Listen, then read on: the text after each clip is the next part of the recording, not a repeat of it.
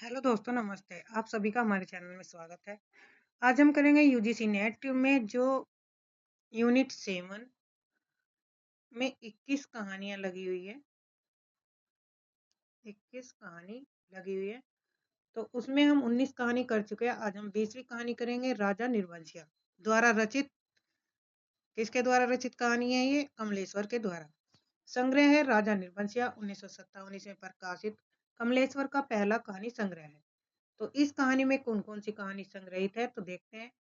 देवा की माँ, पानी की तस्वीर, धूल उड़ जाती है, सुबह का सपना, मुर्दों की दुनिया, आत्मा की आवाज। राजा निर्वंशिया, ये कहानियां इसमें संकलित है। राजा निर्वंशिया पौराणिक कथा के साथ साथ चंदा की आधुनिक कथा के द्वारा समांतर दोहरी कथा के माध्यम से आधुनिक जीवन की विसंगतियों का चित्रण करती एक नई कहानी है। चंदा जगपति की बीमारी और बेरोजगारी से उपजी आर्थिक मजबूरियों से हताश है। प्रमुख पात्र है इसमें जगतपति है, जो एक कथावाचक का स्कूल का दोस्त है। वकील के यहाँ मुहर्रिर है, चंदा का पति है। दूर के रिश्तेदार दयाराम की शादी में डकैतों से लड़ते हुए घायल। मध्यम वर्गीय व्यक्ति है, अफीम और तेल पीकर आत्महत्या करता है। मरते वक्त दो पर्चे छोड़े, एक चंदा के नाम, दूसरा कानून के नाम। चंदा जगपति की पत्नी है। हाथों का कड़ा बेचकर पति का इलाज कराने को तैयार। बच्चन सिंह के साथ गर्भवती होने के आरोप में मायके में रहने को बाध्य है। अंत में मधुसूदन के साथ जाने की सूचना मुंशी जी द्वारा। जगपति तथा चंदा मैनपुरी के निवासी तथा संतानहीन है। बच्चन सिंह अस्पताल में कंपाउंडर है, मैनपुरी के सदर अस्पताल में उसका तबादला है। लकड़ी के धंधे में जगपति का साझीदार है। राजा निर्वंशिया एक राज्य का संतानहीन राजा जो कुशल शासक है। महत रानी के भला बुरा कहने पर राज्य का त्याग करता है। रानी मंत्री के साथ राजा को ढूंढने जाती है। एक प्रसंग में भटियारिन के रूप में राजा के सम्मुख उपस्थित होती है। अंत में दो पुत्रों को जन्म देती है। कुल देवता के मंदिर में सतीत्व की परीक्षा है। गौन पाठ के अंतर्गत है। माँ है कथावाचक की माता, जो बच्चों को राजा निर्वंशिया की कथा सुनाती है। कथावाचक है जो मैट्रिक पास है। जमुना सुनार है, चाची है। अब कहानी से संबंधित महत्वपूर्ण तथ्य हैं। लोक कथात्मक शैली पर आधारित कहानी है। प्राचीन और आधुनिक युग की दो समांतर कथाएं हैं, राजा निर्वंशिया की कथा और जगपति तथा चंदा की कथा। दोनों कथाओं की अंतिम परिणति में भेद के माध्यम से आधुनिक जीवन की जटिलता की प्रस्तुति होती है। अब करते हैं कहानी की शुरुआत। राजा निर्वंशिया कहानी है कमलेश्वर द्वारा रचित। कहानी स्टार्ट होती है। एक राजा निर्वंशिया थे, माँ कहानी सुनाया करती थी। उनके आसपास ही 4-5 बच्चे अपनी मुठ्ठियां में फैलाकर दबाए कहानी समाप्त होने पर गोरों पर चढ़ाने के लिए उत्सुक से बैठ जाते थे। आटे का सुंदर सा चौक पूरा होता था। उसी चौक पर मिट्टी की 6 गोरे रखी जाती, जिनमें से ऊपर वाली के बिंदिया और सिंदूर लगता, बाकी पांचों नीचे दबी पूजा ग्रहण करती रहती। एक और दीपक की बाती स्थिर सी जलती रहती और मंगल घट रखा रहता, जिस पर रोली के साथिया बनाया जाता। सभी बैठे बच्चों के मुख पर फूल चढ़ाने की उतावली की जगह कहानी सुनने की सहज स्थिरता उभर आती है। एक राजा निर्वंशिया थे, माँ सुनाया करती थी। उनके राज में बड़ी खुशहाली थी। सब वर्ण के लोग सब वर्ण के लोग अपना अपना कामकाज देखते थे। कोई दुखी नहीं दिखाई पड़ता था। राजा के एक लक्ष्मी सी रानी थी, चंद्रमा सी सुंदर और राजा को बहुत प्यारी। राजा राजकाज देखते और सुख से रानी के महल में रहते। मेरे सामने मेरे ख्यालों का राजा था, राजा जगपति। तब जगपति से मेरी दांत काटी दोस्ती थी। दोनों मिडिल स्कूल में पढ़ने जाते। दोनों एक से घर के थे दोनों एक से घर के थे, इसलिए बराबरी की निभती थी। मैं मैट्रिक पास करके स्कूल में नौकर हो गया और जगपति कस्बे के ही वकील के यहाँ मुहर्रिर। जिस साल जगपति मुहर्रिर हुआ, उसी वर्ष पास के गांव में उसकी शादी हुई। पर ऐसी हुई कि लोगों ने तमाशा बना देना चाहा। लड़की वालों का कुछ विश्वास था कि शादी के बाद लड़की की विदा नहीं होगी, ब्याह हो जाएगा और सातवीं भंवर तब पड़ेगी जब पहली विदा की सायत होगी। तभी लड़की अपनी ससुराल जाएगी। जगपति की पत्नी थोड़ा बहुत पढ़ी लिखी थी, पर घर की लीक को कौन मेटे। बारात बिना बहू के वापस आ गई और लड़के वालों ने तय कर लिया कि अब जगपति की शादी कहीं और कर दी जाएगी, चाहे कानी लूली से ही हो। पर वह लड़की अब घर में नहीं आएगी। लेकिन साल खत्म होते होते सब ठीक ठाक हो गया। लड़की वालों ने माफी मांग ली और जगपति की पत्नी अपनी ससुराल आ गई। जगपति को जैसे सब कुछ मिल गया और सास ने बहू की बलाइयां लेकर घर की सब चाबियां सौंप दी। गृहस्थी का ढंग बार समझा दिया। जगपति की मां ने जाने कब से आस लगाए बैठी थी, उन्होंने आराम की सांस ली। पूजा पाठ में समय कटने लगा। दोपहरिया दूसरे घरों के आंगन में बीतने लगी थी। सास का रोग था। 1901 दिन उन्होंने अपनी अंतिम घड़ियां गिनते हुए चंदा को पास बुलाकर समझाया, बेटा, जगपति बड़े लाड प्यार का पला है। जब से तुम्हारे ससुर नहीं रहे तब से उनके छोटे छोटे हट को पूरा करती रही हूँ। अब तुम ध्यान रखना। फिर रुककर उन्होंने कहा था, जगपति किसी लायक हुआ है तो रिश्तेदारों की आंखों में करकने लगा है। तुम्हारे बाप ने ब्याह के वक्त नादानी की, जो तुम्हें विदा नहीं किया। मेरे दुश्मन देवर जेठों को मौका मिल गया, तुम्हार खड़ा कर दिया कि अब विदा करवाना ना कटवाना है। जगपति का ब्याह क्या हुआ, उन लोगों की छाती पर सांप लौट गया। सोचा घर की इज्जत रखने की आड़ लेकर रंग में भंग कर दें। अब बेटा, इस घर की लाज तुम्हारी लाज है। आज को तुम्हारे ससुर होते तो भला कहते कहते माँ की आंखों में आंसू आ गई और वे जगपति की देखभाल उसे सौंपकर सदा के लिए मौन हो गई। एक अरमान उनके साथ ही चला गया, जिसकी जगपति की संतान को 4 बरस इंतजार करने के बाद भी वो गोद में न खिला पाई और चंदा ने मन में सब्र कर लिया था, यही सोचकर कि कुल देवी देवता का अंश तो उसे जीवन भर पूजने को मिल गया था। घर में चारों तरफ जैसे उदारता बिखरी रहती, अपना अपनापा बरसता रहता। उसे लगता जैसे घर की अंधेरी एकांत कोठरियों में वह यह शांत शीतलता है जो उसे भरमा लेती है। घर की सब कुंडियां की खनक उनके कानों में बस गई थी। हर दरवाजे की चरमराहट पहचान बन गई थी। एक रोज राजा आखेट को गए, माँ सुनाती थी। राजा आखेट को जाते थे तो 7वें रोज जरूर महल में लौट आते थे। उस फदा जब गए उस दफा जब गए तो 7वां दिन निकल गया पर राजा नहीं लौटे। रानी को बड़ी चिंता हुई। रानी एक मंत्री को साथ लेकर खोज में निकली। इसी बीच जगपति को रिश्तेदारी की एक शादी में जाना पड़ा। उसके दूर रिश्ते के भाई दयाराम की शादी थी। कहा गया था कि 10वें दिन जरूर वापस आ जाएगा, पर छठे दिन की ही खबर मिली कि बारात घर लौटने पर दयाराम के घर डाका पड़ गया। किसी मुखबिर ने सारी खबरें पहुंचा दी थी कि लड़की वालों ने दयाराम का घर सोने चांदी से पाट दिया है। आखिर पुश्तैनी जमींदार की इकलौती लड़की थी। घर आए मेहमान लगभग विदा हो चुके थे। दूसरे रोज जगपति भी चलने वाला था, पर उसी रात डाका पड़ा। जवान आदमी भला खून मानता है। डाके वालों ने जब बंदूकें चलाई तो सबकी घिघी बंद गई, पर जगपति और दयाराम ने छाती ठोक कर लाठियां उठा ली। घर में कोहराम मच गया। फिर सन्नाटा छा गया। डाके वाले बराबर गोलियां दाग रहे थे। बाहर का दरवाजा टूट चुका था, पर जगपति ने हिम्मत बढ़ाते हुए हाँक लगाई, ये हवाई बंदूकें इन ठेल पिलाई लाठियों का मुकाबला नहीं कर पाएंगी जवानों। पर दरवाजा तड़तड़ टूटते रहे और अंत में एक गोली जगपति की जांग को पार करती निकल गई। दूसरी उसकी जांग के ऊपर कुल्ले में समाकर रह गई। चंदा रोती कलपति और मनोतिया मानती। जब वहां पहुंची तो जगतपति अस्पताल में था। दयाराम की थोड़ी चोट आई थी, उसे अस्पताल से छुट्टी मिल गई। जगपति की देखभाल के लिए वही अस्पताल में मरीजों के रिश्तेदारों के लिए जो कठोरी कोठरियां बनी थी, उन्हीं में चंदा को रुकना पड़ा। कस्बे के अस्पताल से दयाराम का गांव 4 कोस पड़ता था। दूसरे तीसरे वहां से आदमी आते जाते रहते, जिस सामान की जरूरत होती पहुंचा जाते। पर धीरे धीरे उन लोगों ने भी खबर लेना छोड़ दिया। एक दिन में ठीक होने वाला घाव तो था नहीं, जांग की हड्डी चटक गई और कूल्हे में ऑपरेशन से 6 इंच गहरा घाव था। कस्बे का अस्पताल था, कंपाउंडर ही मरीजों की देखभाल रखते हैं। बड़ा डॉक्टर तो नाम के लिए था, या कस्बे के बड़े आदमियों के लिए। छोटे लोगों के लिए तो कंपाउंडर साहब ही ईश्वर के अवतार थे। मरीजों की देखभाल करने वाले रिश्तेदारों की खाने-पीने की मुश्किलों से लेकर मरीज की नब्ज तक संभालते थे। छोटी सी इमारत में अस्पताल आबाद था। रोगियों को सिर्फ 6-7 खाटें थी। मरीजों के कमरे से लगा दवा बनाने का कमरा था और उसी में एक आराम कुर्सी थी और एक नीची सी मेज। उसी कुर्सी पर बड़ा डॉक्टर आकर कभी-कभार बैठता था। नहीं तो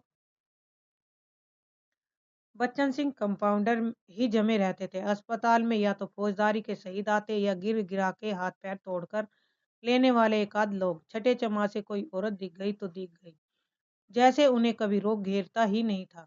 कभी कोई बीमारी पड़ती तो घर वाले हाल बता के 8-10 रोज की दवा एक साथ ले जाते और फिर उसके जीने मरने की खबर तक न मिलती। उस दिन बच्चन सिंह जगतपति के घाव की पट्टी बदलने आया। उसके आने में पट्टी खोलने में कुछ ऐसी लापरवाही थी जैसे गलत बंधी पगड़ी को ठीक से बांधने के लिए खोल रहा हो। चंदा उसकी कुर्सी के पास ही सांस रोके खड़ी थी। वह और रोगियों से बातें करता जा रहा था। इधर मिनट भर को देखता, फिर अभ्यस्त से होकर अपना हाथ काम करने लगता। पट्टी एक जगह खून से चिपक गई थी। जगपति बुरी तरह करा उठा। चंदा के मुंह से चीख निकल गई। बच्चन सिंह ने सतर्क होकर देखा तो चंदा मुख में धोती का पल्ला खोसे अपनी भयातुर आवाज दबाने की चेष्टा कर रही थी। जगपति एक बारगी मछली सा तड़प कर रह गया। बच्चन सिंह की उंगलियां थोड़ी सी थरथराई की उसकी बाह पर टप से चंदा का आंसू छू पड़ा। बच्चन सिंह सिहर सा गया और उसके हाथों की अभ्यस्त निठुराई को जैसे किसी मानवीय कोमलता ने धीरे से छू दिया। आहो कराहो और दर्द भरी चीख और चटकते शरीर के जिस वातावरण में रहते हुए वह बिल्कुल अलग रहता था, फोड़ों को पके आम सा दबा देता था, खाल को आलू सा छील देता था, उसके मन से जिस दर्द का एहसास उठ गया था वह उसे आज फिर हुआ और वह बच्चे की तरह फूंक करके पट्टी को नम करके खोलने लगा। चंदा की ओर धीरे से निगाह उठाकर देखते हुए फुसफुसाया, रोगी की हिम्मत टूट जाती है ऐसे। पर जैसे यह कहते कहते उसका मन खुद अपनी बात से उचट गया। यह बेपरवाह तो चीख और कराव की एक रास्ता से उसे मिली थी, रोगी की हिम्मत बढ़ाने की कर्तव्य निष्ठा से नहीं। जब तक यह घाव की मरहम पट्टी करता रहा तब तक किन्हीं दो आंखों की करुणा उसे घेरे रही और हाथ धोते समय वह चंदा की उन चूड़ियों से भरी कलाइयों को बेझिझक देखता रहा जो अपनी खुशी उससे मांग रही थी। चंदा पानी डालती जा रही थी। बच्चन सिंह हाथ धोते धोते उसकी कलाइयां, हथेली और पैरों को देखता जा रहा था। दवा खाने की ओर जाते हुए उसने चंदा को हाथ के इशारे से बुलाकर कहा, दिल छोटा मत करना, जाग का घाव तो 10 रोज में भर जाएगा। कूले का घाव कुछ दिन जरूर लेगा। अच्छी से अच्छी दवाई दूंगा। दवाइयाँ तो ऐसी है कि मुर्दे को भी चंगा कर दे, पर हमारे अस्पताल में नहीं आती। फिर भी तो किसी दूसरे अस्पताल से नहीं आ सकती वो दवाइयाँ? चंदा ने पूछा। आ तो सकती है पर मरीज को अपना पैसा खर्चना पड़ता है उनमें, बच्चन सिंह ने कहा। चंदा चुप रह गई तो बच्चन सिंह के मुंह से अनायास ही निकल पड़ा, किसी चीज की जरूरत हो तो मुझे बताना। रही दवाइयों तो सो कहीं न कहीं से इंतजाम करके ला दूंगा। महकमे से मंगाएंगे तो आवाते महीनों लग जाएंगे। शहर के डॉक्टर से मंगवा दूंगा। ताकत की दवाइयों की बड़ी जरूरत है, उन्हें अच्छा देखा जाएगा। कहते कहते वह रुक गया। चंदा से कृतज्ञता भरी नजरों से उसे देखा और उसे लगा जैसे आंधी में उड़ते पत्ते को कोई अटकाव मिल गया हो। आकर वह जगतपति की खाट से लगकर बैठ गई। उसकी हथेली लेकर वह सहलाती रही, नाखूनों को अपने पोरों से दबाती रही। धीरे धीरे बाहर अंधेरा बढ़ चला। बच्चन सिंह तेल का एक लालटेन लाकर मरीजों के कमरे में एक कोने में रख गया। चंदा ने जगपति की कलाई दबाते दबाते धीरे से कहा, कंपाउंडर साहब कह रहे थे। और इतना कहकर वह जगपति का ध्यान आकर्षित करने के लिए चुप हो गई। क्या कह रहे थे? जगपति ने अनमने स्वर से कहा। कुछ ताकत की दवाइयाँ तुम्हारे लिए ज़रूरी है, मैं जानता हूँ, पर देखो चंदा, चादर के बराबर ही पैर फैलाए जा सकते हैं। हमारी औकात इन दवाइयों की नहीं। औकात आदमी की देखी जाती है, पैसे की। तुम तो देखा जाएगा। कंपाउंडर साहब इंतजाम कर देंगे, उससे कहूंगी मैं। नहीं चंदा, उधार खाते से मेरा इलाज नहीं होगा, चाहे 1 के 4 दिन लग जाए। इसमें तो तुम नहीं जानती, कर्ज कोड़ का रोग होता है और एक बार लगने से तन तो गलता है, मन भी रोगी हो जाता है। कहते कहते वह रुक गई। जगपति अपनी बात की टेक रखने के लिए दूसरी ओर मुंह घुमाकर लेटा रहा और तीसरी रोज जगपति के सिरहाने कई ताकत की दवाइयां रखी थी। चंदा की ठहरने वाली कोठरी में उसके लेटने के लिए एक खाट भी पहुंच गई थी। चंदा जब आई तो जगपति के चेहरे पर मानसिक पीड़ा की असंख्य रेखाएं उभरी थी, जैसे वह अपनी बीमारी से लड़ने के अलावा स्वयं अपनी आत्मा से भी लड़ रहा हो, चंदा की नादानी और स्नेह से भी उलझ रहा हो, सबसे ऊपर सहायता करने की दया से जूझ रहा हो। चंदा ने देखा तो यह सब सह न पाई। उसके जी में आया कि कह दे, क्या आज तक तुमने किसी से उधार पैसे नहीं लिए? पर वह तो खुद खुद तुमने लिए थे। तुम्हें मेरे सामने स्वीकार नहीं करना पड़ा था, इसलिए लेते झिझक नहीं लगी। पर आज मेरे सामने उसे स्वीकार करते तुम्हारा झूठा पौरुष तिलमिलाकर जाग पड़ा। पर जगपति के मुख पर बिखरी हुई पीड़ा से जिस आदर्श की गहराई थी, वह चंदा के मन में चोर की तरह घुस गई और बड़ी स्वाभाविकता से चंदा से कृतज्ञता भरी नजरों से उसे देखा और उसे लगा जैसे आंधी में उड़ते पत्ते के को कोई अटकाव मिल गया हो। आकर वह जगपति की खाट से लगकर बैठ गई। उसकी हथेली लेकर वह सहलाती रही, नाखूनों को अपने पोरों से दबाती रही। धीरे धीरे बाहर अंधेरा बढ़ गया। बच्चन सिंह लालटेन लेकर मरीजों के कमरे में एक कोने में रख आया।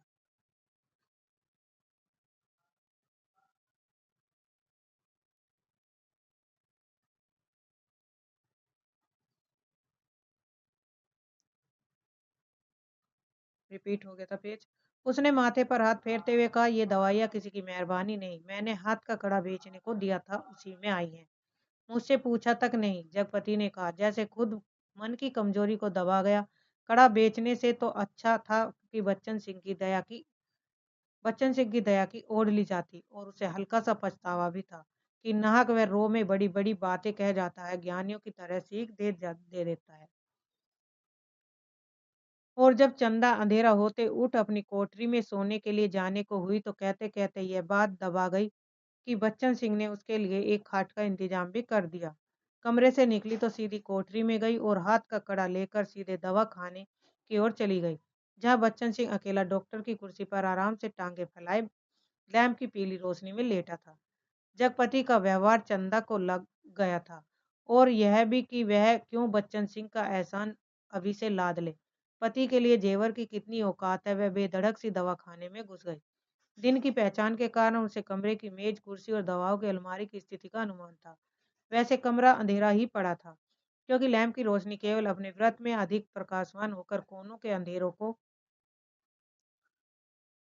और भी घनीभूत कर रही थी। बच्चन सिंह ने चंदा को घुसते ही पहचान लिया। वह उठकर खड़ा हो गया। चंदा ने भीतर कदम तो रख दिया, पर सहसा सहम गई, जैसे वह किसी अंधेरे कुएं में अपने आप को कूद पड़ी हो।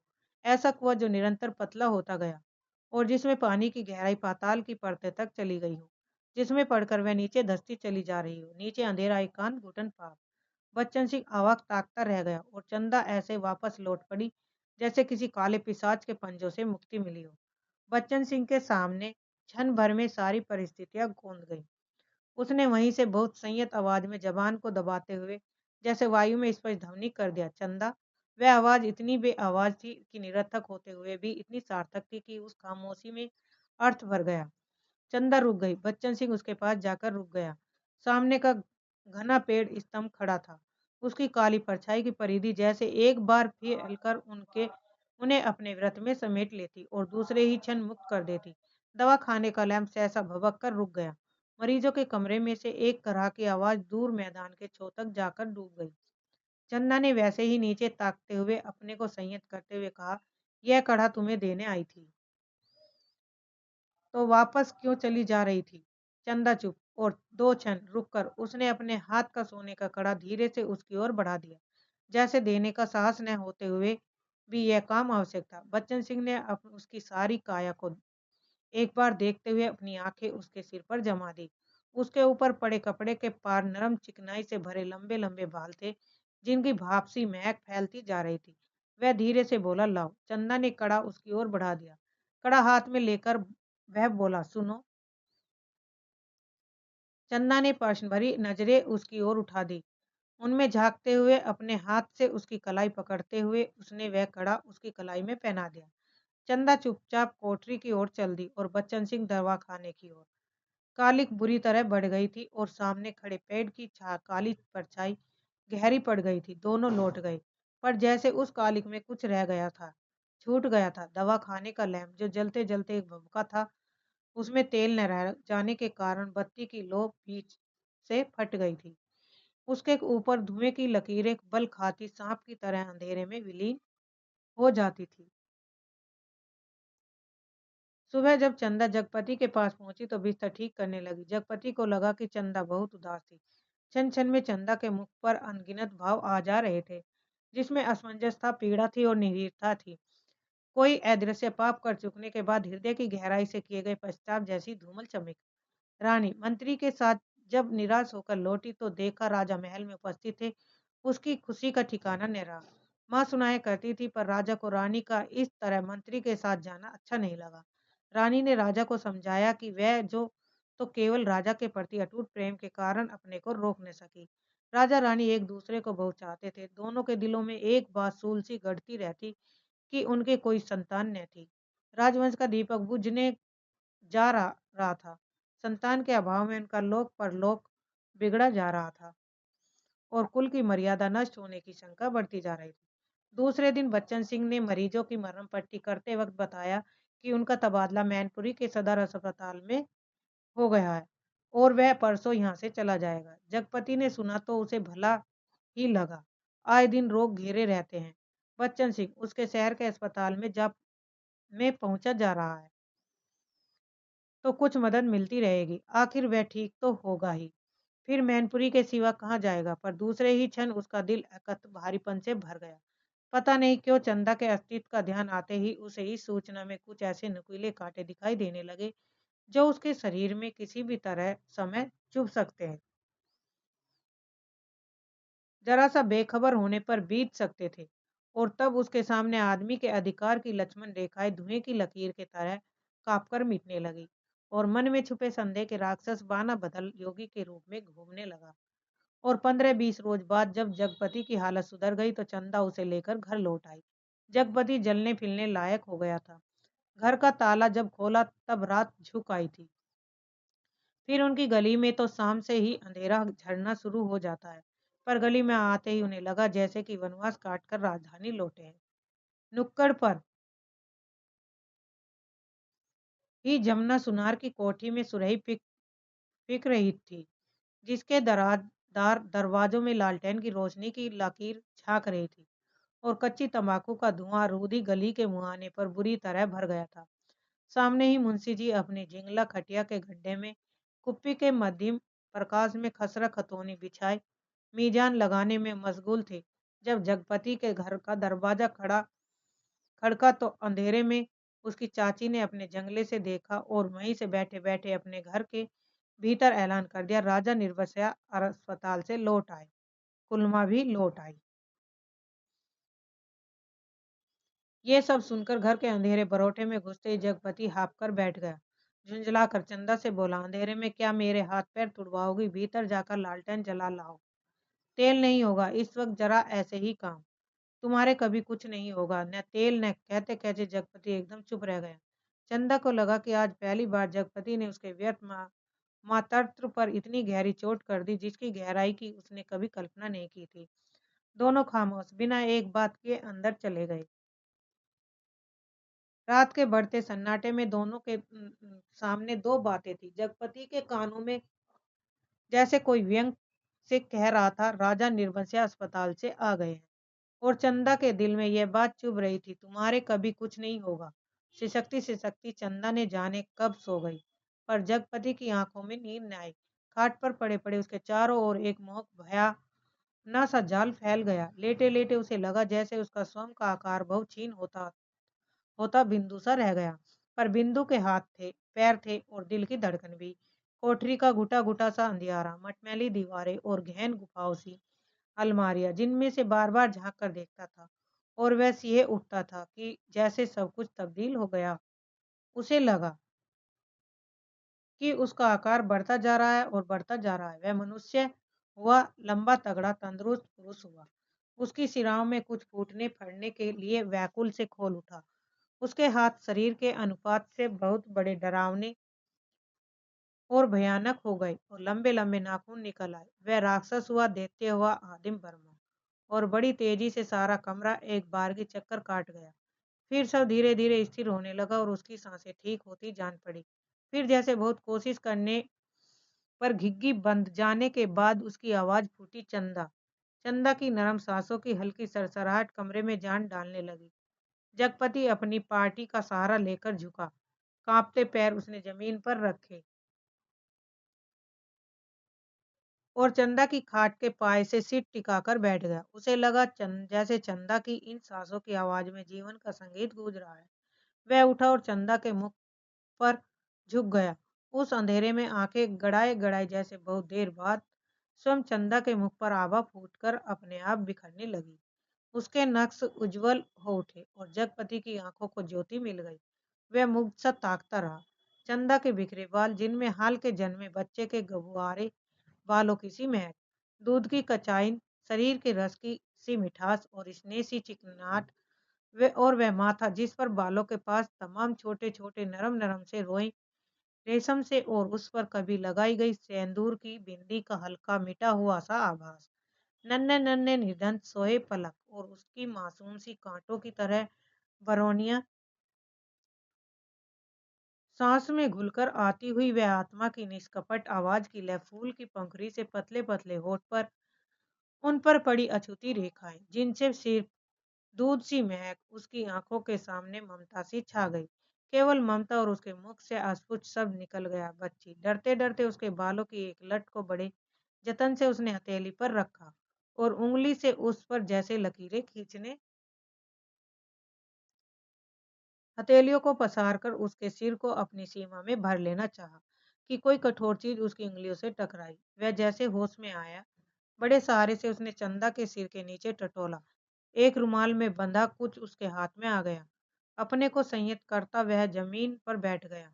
उसी अंधेरे में उस रुमाल को खोला तो जैसे सांप सूंघ गया। चंदा के हाथों के दोनों सोने के कड़े उसमें लिपटे थे और तब उसके सामने सब दृष्टि धीरे धीरे टुकड़े टुकड़े होकर बिखरने लगी। ये कड़े तो चंदा बेचकर इसका इलाज कर रही थी। वे सब दवाइयां और ताकत के टॉनिक। उसने तो कहा था ये दवाइयां किसी की मेहरबानी नहीं है, मैंने हाथ के कड़े बेचने को दिए थे। पर उसका गला बुरी तरह सूख गया, जबान जैसे तालू से चिपक कर रह गई। उसने चाहा कि चंदा को झकझोर कर उठाए, पर शरीर की शक्ति वह भय सी गई। रक्त पानी हो गया। थोड़ा संयत हुआ, उसने कड़े उसी रुमाल में लपेट कर उसकी खाट के कोने पर रख दिए और बड़ी मुश्किल से अपनी खाट की पाटी पकड़कर लुढ़क गया। चंदा झूठ बोली, पर क्यों? कड़े आज तक छुपाए रही। उसने इतना बड़ा दुराव क्यों किया? आखिर क्यों? किस लिए? और जगपति का दिल भारी हो गया। उसे फिर लगा कि उसका शरीर सिमटता जा रहा है और वह एक सीख का बना ढांचा रह गया, नितांत हल्का, तिनके सा, हवा में उड़कर भटकने वाला तिनका। उस रात के बाद रोज जगपति सोचता रहा कि चंदा से कड़े मांग कर बेच ले और कोई छोटा मोटा कारोबार ही शुरू कर दे, क्योंकि नौकरी छूट चुकी थी। इतने दिन की गैरहाजिरी के बाद वकील साहब ने दूसरा मुनीर रख लिया था। वह रोज यही सोचता, पर जब चंदा सामने आती तो न जाने कैसी ऐसी उसकी अवस्था हो जाती। उसे लगता जैसे कड़े मांगकर वह चंदा से पत्नी का पद भी छीन लेगा। मातृत्व तो भगवान ने छीन ही लिया। वह सोचता आखिर चंदा क्या रह जाएगी। एक स्त्री से यदि पत्नीत्व और मातृत्व छीन लिया गया तो उसके जीवन की सार्थकता ही क्या? चंदा के साथ वह यह अन्याय कैसे करे? उससे दूसरी आंख की रोशनी कैसे मांग ले? फिर तो वह नितांत अंधी हो जाएगी। उन कड़ों को मांगने के पीछे जिस इतिहास की आत्मा नंगी हो जाए, कैसे वह लज्जा को स्वयं ही उधार कर ढांपेगी? और वह उन्हीं ख्यालों में डूबा सुबह से शाम तक इधर उधर काम की टों में घूमता रहता। किसी से उधार ले ले, पर किस संपत्ति पर? क्या उसके पास जिसके उधार पर कोई उसे कुछ देगा? और मोहल्ले के लोग जो एक एक पाई पर जान देते हैं, कोई चीज खरीदते वक्त भाव में एक पैसा कम मिलने पर मीलों पैदल जाकर एक पैसा बचाते हैं। एक एक पैसे की मसाले की पुड़िया बंधवा कर 11 मर्तबा पैसों का हिसाब जोड़कर एकांत पैसा उधार कर मिन्नतें करते हैं। सौदा घर लाते हैं। गली में कोई कोचे वाला फंस गया तो 2 पैसे की चीज को लड़ झगड़ कर 4 दाने चांदा पाने की नियत से 2 जगह बंधवाते हैं। भाव के जरा सर कर घंटों बहस करते हैं। शाम को सड़ी गली तरकारियों को शिकायत के कारण लाते हैं। ऐसे लोगों से किस मुंह से मांग कर वह उनकी गरीबी के एहसास पर ठोकर लगाए। पर उस दिन शाम को जब वह घर पहुंचा तो बरोठे में ही एक साइकिल रखी नजर आई। दिमाग पर बहुत जोर डालने के बाद भी वह आगंतुक की कल्पना न कर पाया। भीतर वाले दरवाजे पर जब पहुंचा तो सहसा हंसी की आवाज सुनकर ठिठक गया। उस हंसी में एक अजीब सा अनुवाद था। उसके बाद चंदा का स्वर, अब आते ही होंगे, बैठिए न 2 मिनट और, अपनी आंख से देख लीजिए, उन्हें समझाते जाइए कि अभी तंदुरुस्ती इस लायक नहीं जो दिन भर घूमना बर्दाश्त कर सके। हाँ भाई, कमजोरी इतनी जल्दी नहीं मिट सकती, ख्याल नहीं रख करेंगे तो नुकसान उठाएंगे। कोई पुरुष स्वर था यह। जगपति असमंजस में पड़ गया, वह एकदम भीतर घुस जाए इसमें क्या हर्ज। पर जब उसने पैर उठाए तो वे बाहर जा रहे थे।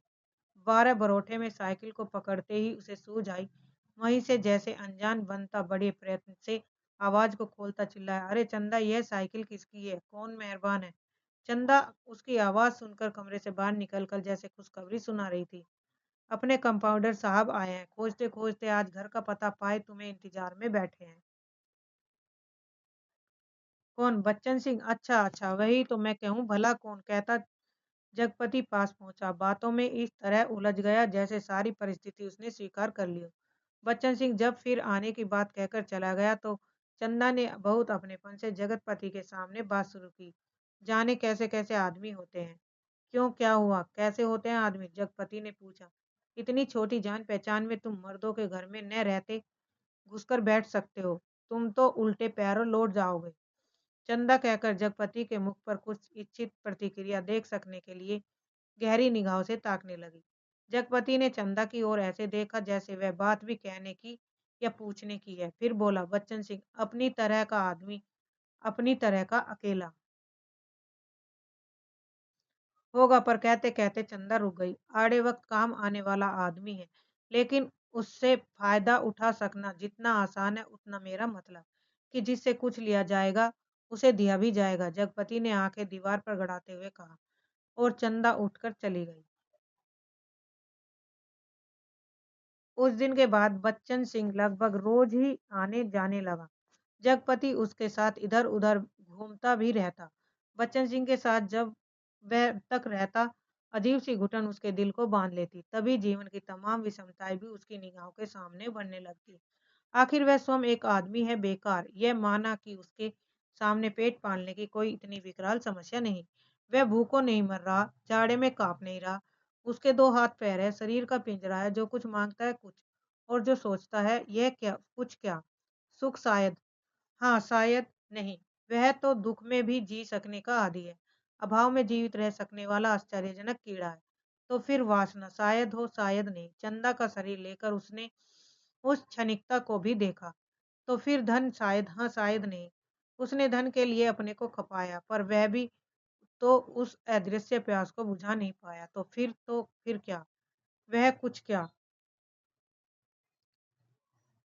जो उसकी आत्मा का नासूर सा रिश्ता रहता, अपना उपचार मांगता है, शायद काम। हाँ यही, बिल्कुल यही, जो उसके जीवन की घड़ियों को निपट सूना न छोड़े, जिसमें वह अपनी शक्ति लगा सके, अपना मन डुबो सके, अपने को सार्थक अनुभव कर सके, चाहे उसमें सुख हो या दुख, असुरक्षा हो या सुरक्षा, शोषण हो या पोषण।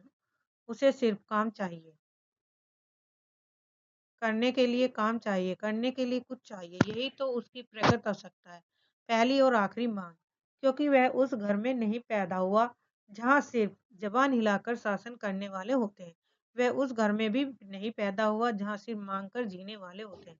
वह उस घर का है जो सिर्फ काम करना जानता है। काम जिसकी आस है, सिर्फ वह काम चाहता है, काम। एक दिन उसकी काम-धाम की समस्या भी हल हो गई। तालाब वाले ऊंचे मैदान के दक्षिण ओर जगपति की लकड़ी की टाल खुल गई। बोर तक टंग गया। टाल की जमीन पर लक्ष्मी पूजन भी हो गया और हवन भी हुआ। लकड़ी को कोई कमी नहीं थी। गांव से आने वाली गाड़ियों को इस कारोबार में पैरे हुए आदमियों की मदद से मोल तोल करवा के वहीं गिरवा दिया गया। गांठें एक और रखी गई, चेलों का चट्टा करीने से लग गया और गुद्दे चीरने के लिए डाल दिए गए। 2-3 गाड़ियों का सौदा करके टाल चालू कर दी गई। भविष्य में स्वयं पेड़ खरीद कर काटने का तय किया गया। बड़ी-बड़ी स्कीमें बनी कि किस तरह जलाने की लकड़ी से बढ़ाते-बढ़ाते एक दिन इमारती लकड़ी की कोठी बनेगी, चीरने की नई मशीन लगेगी। कारोबार बढ़ जाने पर बच्चन सिंह भी नौकरी छोड़कर उसी में लग जाएगा। उसने महसूस किया कि वह काम में लग गया। अब चौबीसों घंटे उसके सामने काम है, उसके समय का उपयोग दिन भर में वह 1 घंटे के लिए किसी का मित्र हो सकता है, कुछ देर के लिए पति हो सकता है, पर बाकी समय, दिन और रात, बाकी घंटे उन घंटों के अभाव को सिर्फ उसका अपना काम ही भर सकता है और अब वह है कामदार। वह कामदार तो था, लेकिन जब टाल की उस ऊंची जमीन पर पड़े छप्पर को नीचे तख्त पर वह गल्ला रखकर बैठता तो सामने लगे लकड़ियों के ढेर, कटे हुए पेड़ के तने, जड़ों की लुढ़का हुआ देखता तो एक निहिरता सी बरबस उसके दिल को बांधने लगती। उसे लगता एक व्यर्थ पिशाच का शरीर टुकड़े-टुकड़े करके उसके सामने डाल दिया गया। फिर इन पर कुल्हाड़ी चलेगी और इनके रेसे-रेसे अलग हो जाएंगे। तब उनकी ठठरियां को सुखाकर किसी पैसे वाले के हाथ तक पर तोल कर बेच दिया जाएगा और तब उसकी निगाहें सामने खड़े ताड़ पर अटक जाती है, जिसके बड़े-बड़े पत्तों पर सूखने गड़ने वाले गिद्ध पर फड़फड़ाकर देर तक खामोश बैठे रहते हैं। ताड़ का काला गडरेदार तना और उसके सामने ठहरी हुई वायु में निसाई कांपती भारहीन नीम की पत्तियां चकराती झड़ती रहती धूल भरी धरती पर लकड़ी की गाड़ियों के पहियों की पड़ी हुई लीक धुंधली सी चमक उठती। बगल वाले मूंगफली मूंग गली के पेच की एकरस खरखराती आवाज कानों में भरने लगती। बगल वाली कच्ची पगडंडी से कोई गुजरकर टीले के ढलान से तालाब की नीचाई में उतर जाता, जिसके गंदले पानी में कूड़ा तैरता रहता और सुअर कीचड़ में मुंह डालकर उस कूड़े को रोंदते। दोपहर सिमझती और शाम की धुंध छाने लगती तो वह लालटेन जलाकर छप्पर के खंभे की कील में टांग देता। उसके थोड़ी ही देर बाद अस्पताल वाली सड़क से बच्चन सिंह एक काले धब्बे की तरह आता दिखाई पड़ता। गहरे पड़ते अंधेरे में उसका आकार धीरे धीरे बढ़ता जाता और जगपति के सामने जब वह आकर खड़ा होता तो वह उसे बहुत दूर विशाल सा लगने लगता, जिसके सामने उसे अपना अस्तित्व डूबता महसूस होता। एक आध बिक्री की बातें होती तो तब दोनों घर की ओर चल देते। घर पहुंचकर बच्चन सिंह कुछ देर जरूर रुकता, बैठता, इधर उधर की बातें करता। कभी मौका पड़ जाता तो जगपति और बच्चन सिंह की थाली भी साथ लग जाती। चंदा सामने बैठकर दोनों को खिलाती। बच्चन सिंह बोलता जाता, क्या तरकारी बनी है, मसाला ऐसा पड़ा है कि उसकी भी बाहर तक और तरकारी का स्वाद भी न मरा। होटलों में या तो मसाला ही मसाला रहेगा या सिर्फ तरकारी ही तरकारी। वाह वाह, क्या बात है अंदाज की। और चंदा बीच बीच में टोक कर बोलती जाती, इन्हें तो जब तक दाल में प्याज का भुना घी न मिले तब तक पेट नहीं भरता। या सिरका अगर इन्हें मिल जाए तो समझो सब कुछ मिल गया। पहले मुझे सिरका न जाने कैसा लगता था, पर अब ऐसा जबान पर चढ़ा है कि उन्हें कागज सी पतली रोटी पसंद ही नहीं आती। अब मुझसे कोई पतली रोटी बनाने को कहे तो बनती ही नहीं। आदत पड़ गई है, फिर मन ही नहीं करता।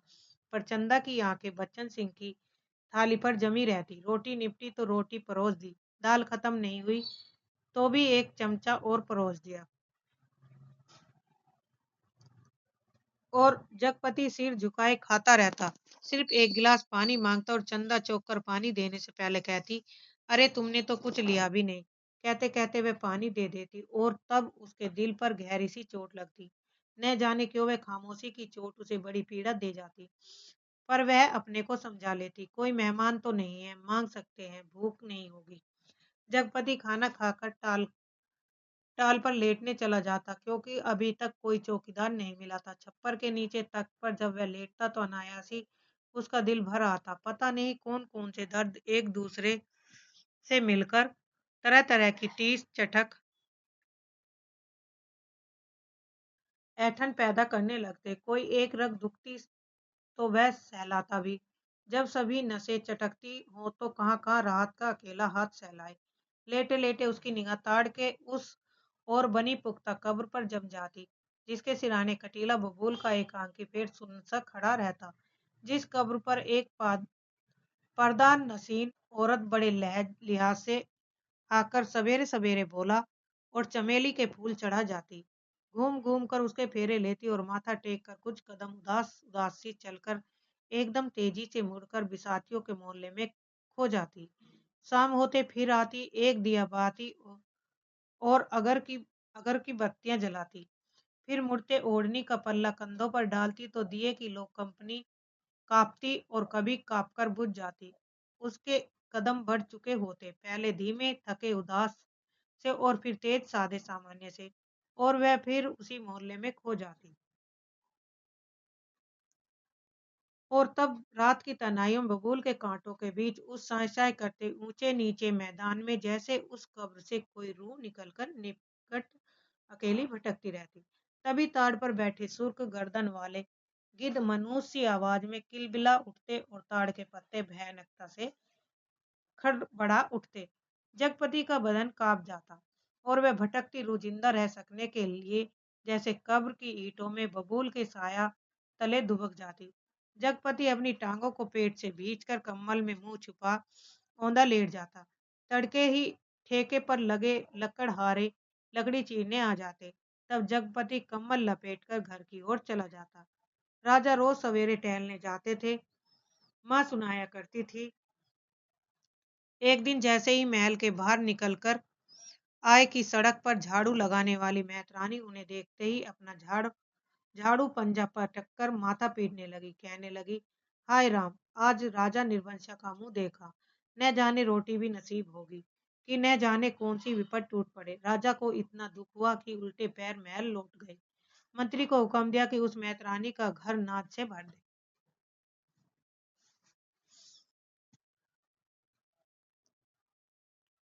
और सब राजसी वस्त्र उतार राजा उसी क्षण जंगल की ओर चले गए।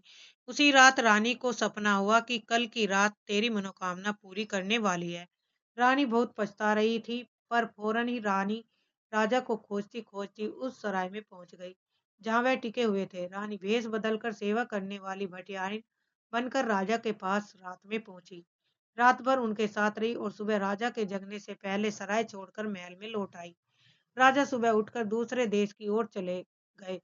2 ही दिनों में राजा के निकल जाने की खबर राजभर में फैल गई। राजा निकल गए, चारों तरफ यही खबर है। और इस दिन टोले मोहल्ले के हर आंगन में बरसात के मेघ की तरह यह खबर परस्पर फैल गई कि चंदा के बाल बच्चा होने वाला है। नुक्कड़ पर जमुना सुनार की कोठरी में फिर फिरती सुरही रुक गई। मुंशी जी ने अपना मीजान लगाना छोड़ विस्फारित नेत्रों से ताककर खबर सुनी। बंसी किराने वाले ने कुएं में से आधी गई रस्सी खींच डोल मन पर पटक कर सुन। सुदर्शन दर्जी के ने मशीन के पहिए को हथेली से रगड़कर रोककर सुना। हंसराज पंजाबी ने अपनी नील लगी मल गुजी कमीज की आस्तीनें चढ़ाते हुए सुना। जगतपति की बेवा चाची ने औरतों के जमघट में बड़े विश्वास पर भेद भरे स्वर में सुनाया। आज 6 साल हो गए शादी को, न बाल है न बच्चा, न जाने किसका पाप है उसके पेट में और किसका होगा सिवा उस मुस्टंडे कंपाउंडर का। न जाने कहां से कुलछनी इस मोहल्ले में आ गई। इस गली की तो पुश्तों से ऐसी मर्जाद रही है और गैर मर्द औरत की परछाई तब नहीं देख पाए। यहाँ के मर्द तो बस अपने घर की औरतों को जानते हैं, उन्हें तो पड़ोसी के घर की जनानियों की गिनती तक का नहीं मालूम। यह कहते कहते उनका चेहरा तमतमा आया और सब औरतें देवलोक की देवियों की तरह गंभीर बनी। अपनी पवित्रता की महानता के बोझ से दबी धीरे धीरे खिसक गई। सुबह यह खबर फैलने से पहले जगपति टाल पर चला गया था, पर सुनी उसने भी आज ही थी। दिन भर वह तख्त पर कोने की ओर मुंह किए पड़ा रहा, न ठेके की लकड़ियां चिराई और न बिक्री की ओर ध्यान दिया, न दोपहर का खाना खाने ही घर गया।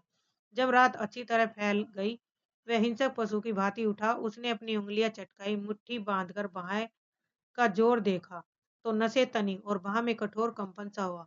उसने 3-4 पूरी सांसें खींची और मजबूत कदमों से घर की ओर चल पड़ा। मैदान खत्म हुआ, कंकड़ की सड़क सड़क सड़क खत्म हुई, गली आई, पर गली के अंधेरे में घुसते ही वह सहम गया, जैसे किसी ने अदृश्य हाथों से उसे पकड़कर सारा रक्त निचोड़ लिया हो। उसकी फटी हुई शक्ति की नस अब हिम शीतल होठ रखकर सारा रस चूस लिया। गली के अंधेरे की हिकारत भरी कालिक और भी भारी हो गई, जिसने घुसने से उसकी सांस रुक जाएगी, घुट जाएगी। वह पीछे मुड़ा पर रुक गया। फिर कुछ संयत होकर वह चोरों की तरह निशब्द कदमों से किसी तरह घर की भीतर देहरी पर तक पहुंच गया।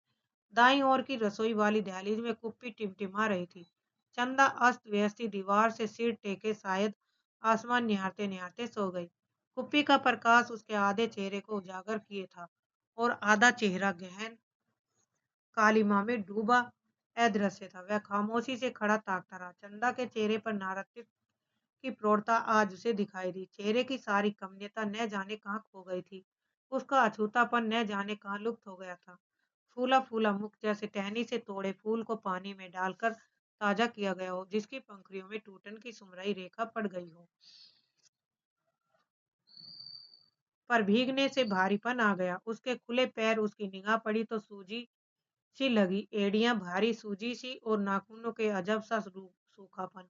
जगपति का दिल एक बार महसूस उठा। उसने चाहा कि बढ़कर उसे उठा ले, अपने हाथों से पूरा शरीर छू छू कर सारा कलुष पोंछ ले, उसे अपनी सांसों की अग्नि में तपाकर एक बार फिर पवित्र कर ले। उसकी आंखों की गहराई में झांक कर कहे, देवलोक से किस साफवश निर्वासित हो तुम इधर आ गई चंदा। यह साफ तो अमिट था। तभी चंदा ने हड़बड़ाकर आंखें खोली। जगपति को सामने देख उसे लगा कि वह एकदम नंगी हो गई हो। अतिशय लज्जित हो उसने अपने पैर समेट लिए, घुटनों से धोती नीचे सरकाई और बहुत संयत सी उठकर रसोई के अंधेरे में खो गई। जगपति एकदम हताश हो और वही कमरे की दोहरी चौखट पर सिर टिकाकर बैठ गया। नजर कमरे में गई तो लगा कि पराये स्वर यहाँ गूंज रहे हैं, जिनसे चंदा का भी एक है। एक तरफ घर के हर कोने से अंधेरा सैलाब की तरह बढ़ता आ रहा था, तो एक अजीब निस्तंता, असमंजस, गति पथ भ्रष्ट, शकले पर आकारहीन। खाना खा लेते, चंदा का स्वर कानों में पड़ा। वह अनजाने ऐसे उठ बैठा जैसे तैयार बैठा हो। उसकी बात की आज तक उसने अवज्ञा न की थी। खाने तो बैठ गया, पर कोर नीचे नहीं सरक रहा था। तभी चंदा ने बड़े सधे शब्दों में कहा, कल मैं गांव जाना चाहती हूँ। जैसे वह इस सूचना से परिचित था। बोला, अच्छा। चंदा फिर बोली, मैंने बहुत पहले घर चिट्ठी डाल दी थी, भैया कल लेने आ रहे हैं। तो ठीक है, जगपति वैसे ही डूबा डूबा बोला। चंदा का बांध टूट गया और वहीं घुटनों में मुंह दबाकर कातर सी फपक फपक कर रो पड़ी। न उठ सकी न हिल सकी। जगपति क्षण भर को विचलित हुआ, पर जैसे जम जाने के लिए उसके होठ फड़के और क्रोध के ज्वालामुखी को जबरन दबाते हुए भी वह फूट पड़ा। यह सब मुझे क्या दिखा रही हो बेशरम बेगैरत। उस वक्त नहीं सोचा था जब मेरी लाश तले। तब तब की बात झूठ है। शिष्यों के बीच चंदा का स्वर फूटा, लेकिन जब तुमने मुझे बेच दिया। एक भरपूर हाथ चंदा की कनपटी पर आग सुलगता पड़ा। जगपति अपनी हथेली दूसरी से दबाता खाना छोड़ कोठरी में घुस गया। रात भर कुंडी चढ़ाए उसी कालिक में घुटता रहा। दूसरे दिन चंदा घर छोड़ अपने गांव चली गई। जगपति पूरा दिन रात टाल पर ही टोल पर ही काट देता। उसी वीराने में, तालाब के बगल, कब्र, कबूल और ताड़ के पड़ोस में। पर मन मुर्दा हो गया था। जबरदस्ती वह अपने को वहीं रोके रहता। उसका दिल होता कहीं निकल जाए, पर ऐसी कमजोरी उसके तन और मन को खोखला कर गई कि चाहने पर भी वह न जा पाता। हिकारत भरी नजरें सहता और वहीं पड़ा रहता। काफी दिनों बाद जब नहीं रह गया, तो एक दिन जगपति घर पर ताला लगा नजदीक के गांव में लकड़ी काटने चला गया। उसे लग रहा था कि अब वह पंगु हो गया, बिल्कुल लंगड़ा, एक रेंगता कीड़ा जिसके न आंखें न कान न मन में की इच्छा। वह उस बाग में पहुंच गया जहाँ खरीदे पेड़ काटने थे। दो आरे वालों ने पतले पेड़ के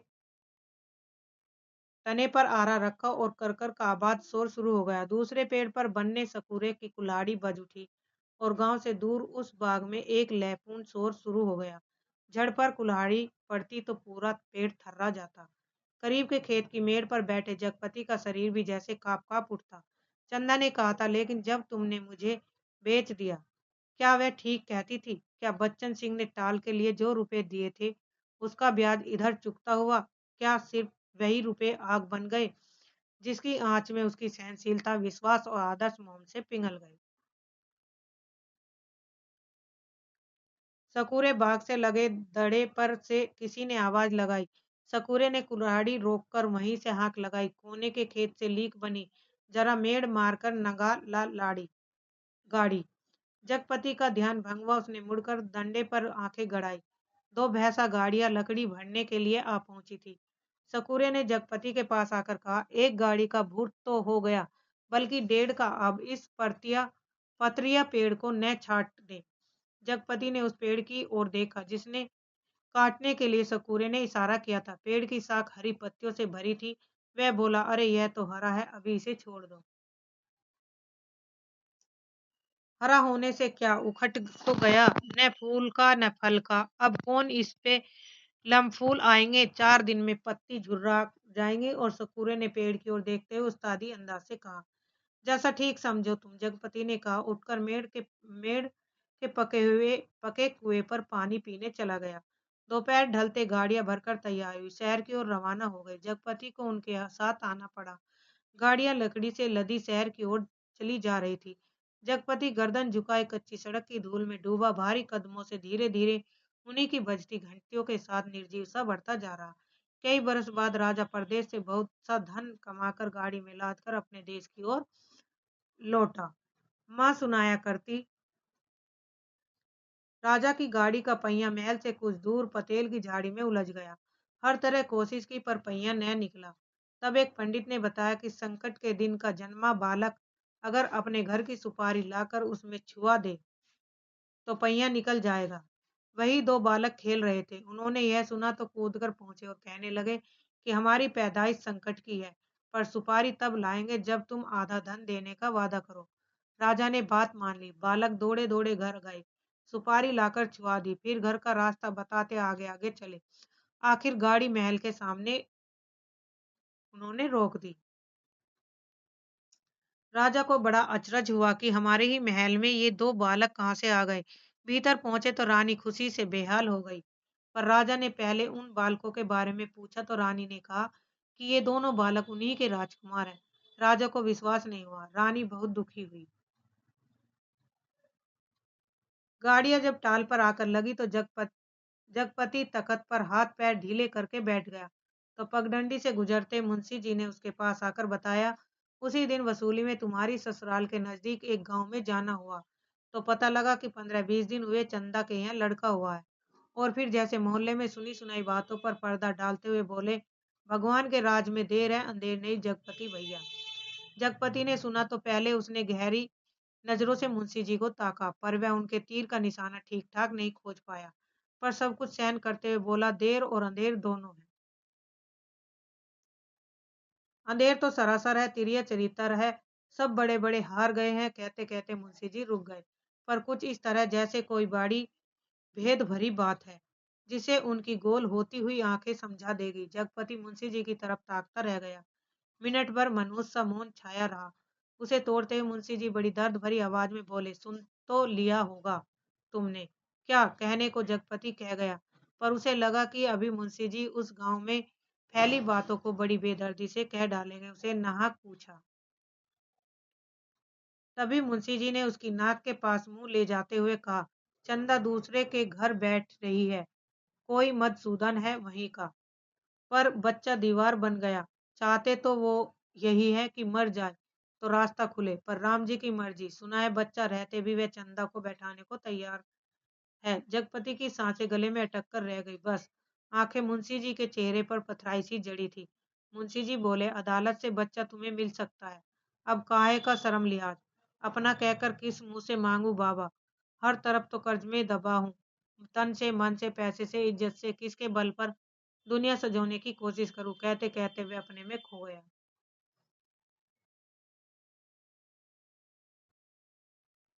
मुंशी जी वहीं बैठ गए। जब रात झुक गई तो जगपति के साथ ही मुंशी जी भी उठे, उसके कंधे पर हाथ रखे और उनसे गली तक लाए। अपनी कोठरी आने पर पीठ सहलाकर उन्होंने उसे छोड़ दिया। वह गर्दन झुकाए गली के अंधेरे में उन्हीं ख्यालों में डूबे ऐसे चला आया जैसे कुछ हुआ ही न हो। पर कुछ ऐसा बोझ था जो न सोचने देता था और न समझने। जब चाची की बैठक के पास से गुजरने लगा तो सहसा उसके कानों में भनक पड़ी, आ गए सत्यानाशी कुलबारेन बोरन। उसने जरा सा नजर उठाकर देखा तो गली की चाची भौजाइयां बैठक में जमा थी और चंदा की चर्चा छिड़ी थी, पर वह चुपचाप निकल गया।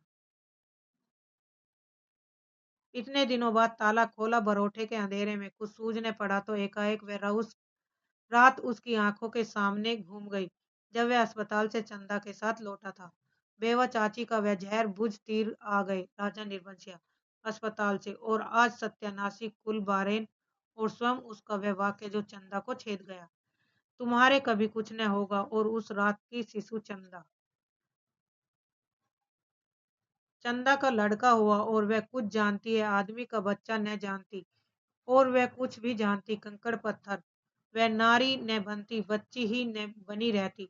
उस रात की शिशु चंदा, पर चंदा यह सब क्या करने जा रही है? उसके जीते जी वह दूसरे के घर बैठने जा रही है। कितने बड़े पाप में धकेल दिया चंदा को।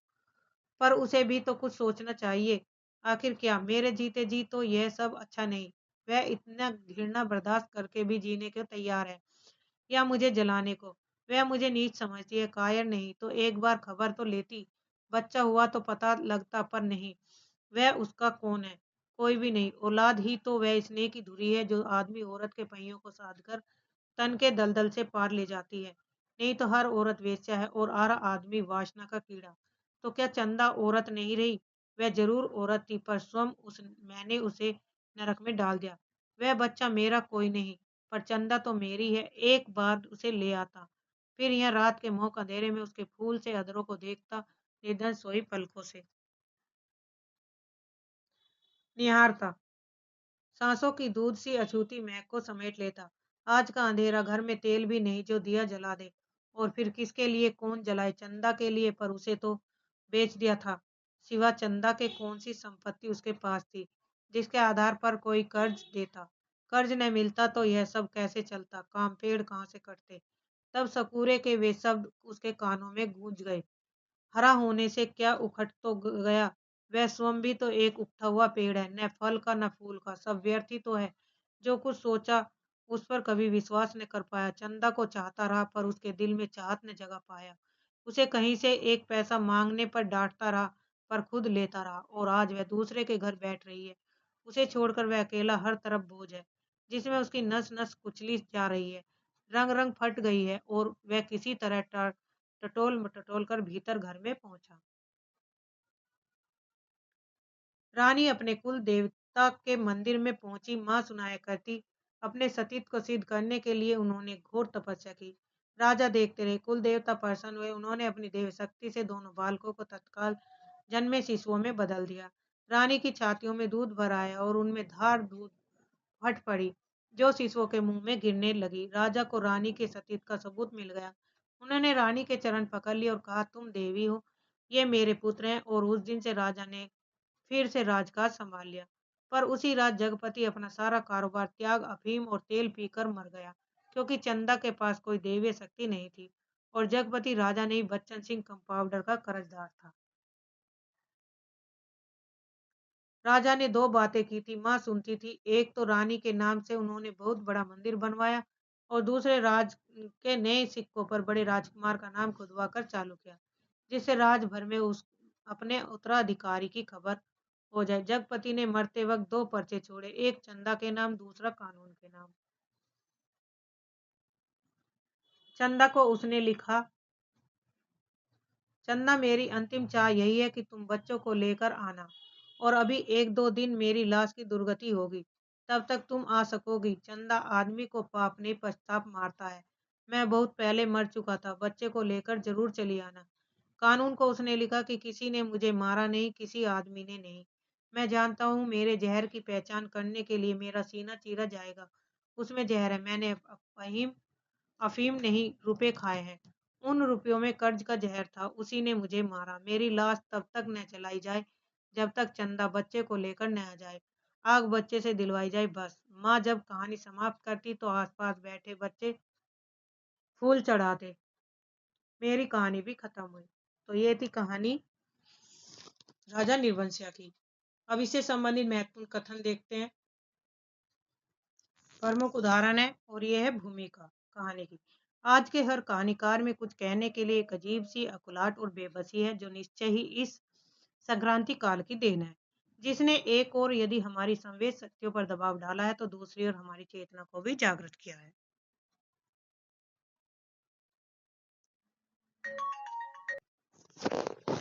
नई कहानी एक और भी उपलब्धि है, नई भाव भूमिया का सृजन।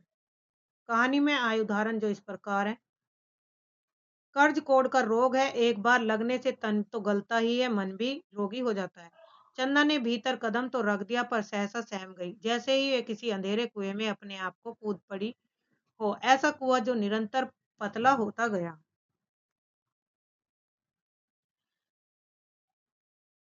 और जिसमें पानी की गहराई पाताल की परतों तक चली गई हो, जिसमें पड़कर वह नीचे धंसती चली जा रही हो। नीचे अंधेरा, एकांत, घुटन और पाप था। कालिक बुरी तरह बढ़ गई और सामने खड़े पेड़ की काली परछाई गहरी पड़ गई थी। दोनों लौट गए पर जैसे ही उस कालिक में से कुछ रह गया था, छूट गया था दवा खाने का लैंप जो जलते जलते एक बार भभक था। उसमें तेल न रह जाने के कारण बत्ती की लो बीच से फट गई थी। उसके ऊपर धुएं की लकीरें बल खाता सांप की तरह अंधेरे में विलीन होती जाती थी। रात के बढ़ते सन्नाटे में दोनों के सामने दो बातें थी। जगपति के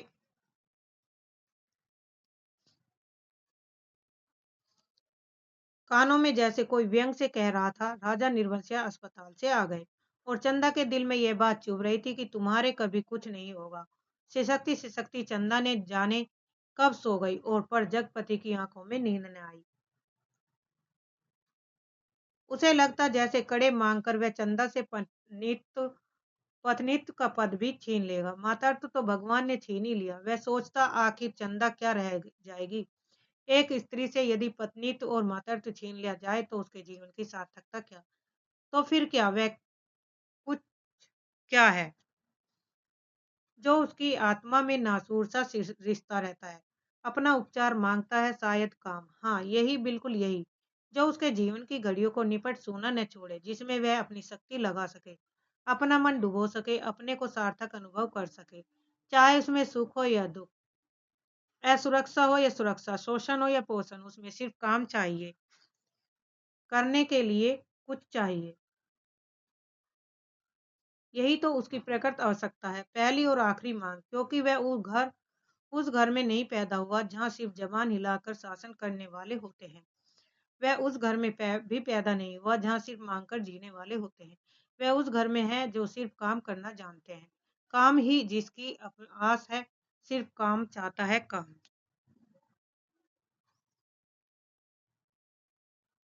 दिन भर वह 1 घंटे के लिए किसी का मित्र हो सकता है, कुछ देर के लिए पति हो सकता है, पर बाकी समय, दिन और रात के बाकी घंटे, उन घंटों के अभाव को सिर्फ उसका अपना काम ही भर सकता है। और अब वह कामदार था। औलाद ही तो वह स्नेह की धुरी है जो आदमी औरत के पहियों को साध कर तन के दलदल से पार ले जाती है। नहीं तो हर औरत वेश्या और हर आदमी का वासना का कीड़ा है। तो ये किसकी कथन है? ये है जगतपति सोच रहा है। आदमी को पाप नहीं पश्चाताप मारता है, मैं बहुत पहले मर चुका था। जगतपति सोच रहा है यहाँ पे। किसी ने मुझे नहीं मारा, किसी आदमी ने नहीं। मैं जानता हूँ कि मेरे जहर की पहचान करने के लिए मेरा सीना चीरा जाएगा। उसमें जहर है, मैंने अफीम नहीं, रुपए खाए हैं। इन रुपयों में कर्ज का जहर था, उसी ने मुझे मारा है। तो ये कहानी यहाँ समाप्त हुई। ये थे इम्पोर्टेंट कथन।